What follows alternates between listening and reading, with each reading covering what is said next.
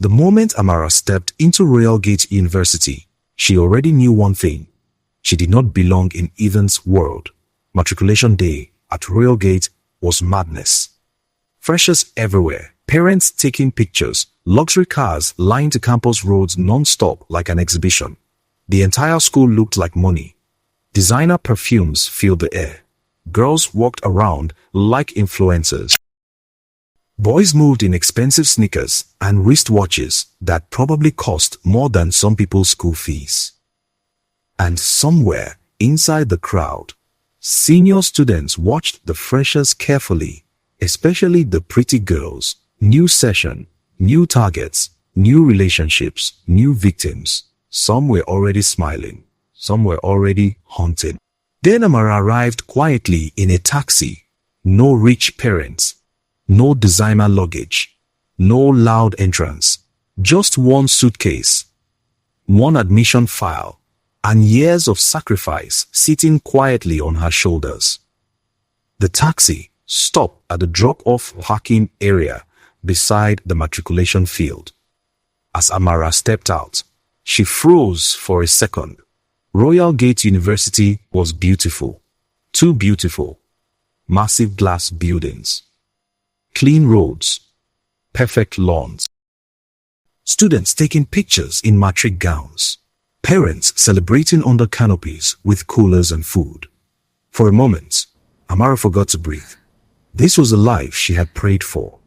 But standing there, watching girls her age step out of Range Rovers and Mercedes-Benz cars like celebrities, she suddenly felt painfully small. Still, she adjusted her bag and started walking across campus. Another car entered through the main gate. Attention shifted instantly. Not because the car was loud, but because everyone already knew who was inside. A black SUV rolled through campus like it belonged there. The door opened.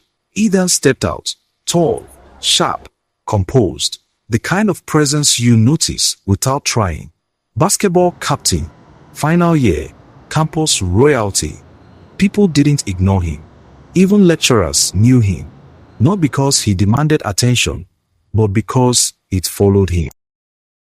Vanessa stepped out next. Beautiful, expensive, untouchable. Together, they looked like the kind of couple people whispered about long after parties ended. They moved through campus, and students naturally gave way. Across the grounds, Amara was fighting through the crowd, holding her admission file tight as she moved between freshers and seniors. Royal Gate was loud with life already. Friendships forming, numbers being exchanged, reputations being tested in real time. One mistake here stayed with you. Then it happened. A Russian student bumped into her hard. She lost balance and collided straight into Ethan. His wristwatch slipped off and hit the ground. Silence dropped immediately. People stopped. Heads turned. Phones came out. Amara's stomach sank.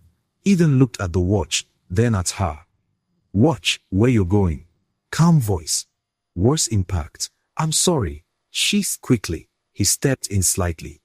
Do you even know who you just embarrassed? Around them, students were already whispering. Some looked excited.